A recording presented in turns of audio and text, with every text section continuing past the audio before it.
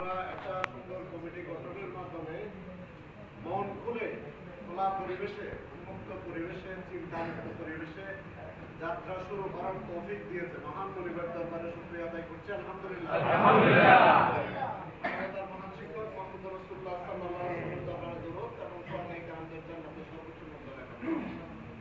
সম্মানিত উপস্থিতি, আমরা যারা আজকে এখানে উপস্থিত হয়েছি, এটা আল্লাহর একান্তই মেহেরবানি। আল্লাহ আমাদেরকে এই ধরনের একটা ইসলামী দলের পতাকা তলে আবদ্ধ হওয়ার তৌফিক দিয়েছেন। চাইলে আল্লাহ তাআলা আরো বিভিন্ন পথ আছে, বিভিন্ন দুনিয়ার বহু জাহিলি পথ আছে, এখানে আমাদেরকে নিয়ে যেতে পারতেন।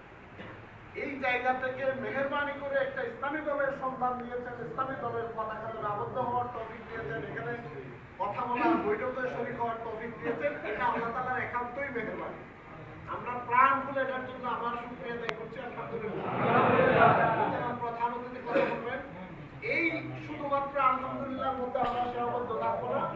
এই জনপদের যত মানুষ আছে সবার কাছে দিনের দাওয়াত আমরা ইনশাআল্লাহ পৌঁছে দেবো এবং এটা যেহেতু আমাদের একটা বেস এরিয়া, আমাদের মহানগরের নেতৃবৃন্দ এখানে আছে, আপনাদেরও সুখ দুঃখে জামাত ইসলামী ছিল, জামাত ইসলামের সুখ দুঃখে আপনারা ছিলেন এবং মজলুম একটি জনপদ, বিশেষ করে পাঁচ স্থানের কোথাও পুলিশ না গেলেও ঘটনা একটা হইলেও এখানে পুলিশের কালে একটা আসতো।